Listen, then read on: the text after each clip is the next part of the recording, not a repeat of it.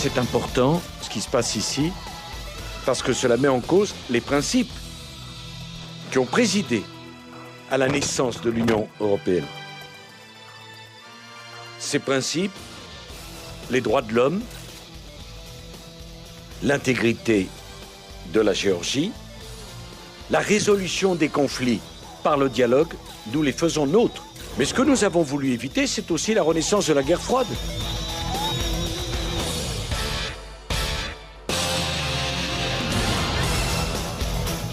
Ce qui est très important, c'est que devant une crise mondiale, l'Europe existe, présente une réponse. Ce qui est très important, c'est que nous ayons des réponses à l'urgence et puis à l'avenir. L'avenir à quelques semaines ou à quelques mois. Mais nous voulons poser les bases d'un capitalisme de l'entrepreneur et non pas du spéculateur. Nous voulons de la transparence. Nous voulons de la moralisation. Nous voulons de la création de valeur.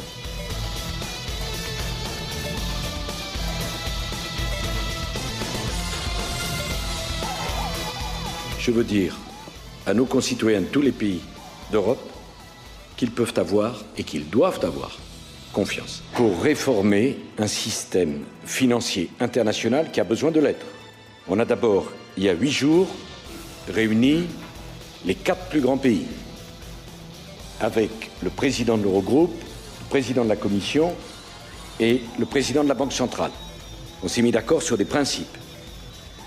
Ce soir, nous avons mis d'accord la zone euro. Mercredi, je l'espère, nous mettrons d'accord toute l'Europe. Puis, nous irons convaincre nos alliés américains de la nécessité d'un sommet international pour refonder le système financier international.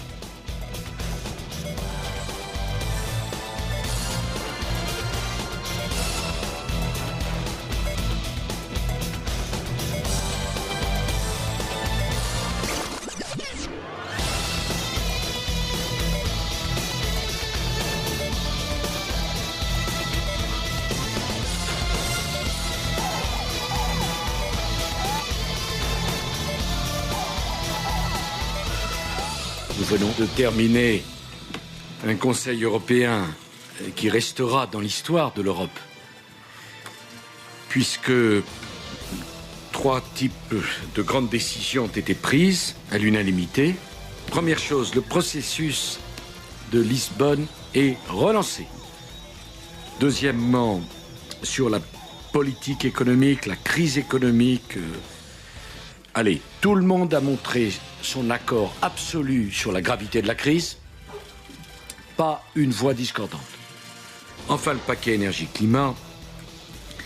Écoutez, ce qui se passe là est vraiment historique. Il n'y a pas un continent au monde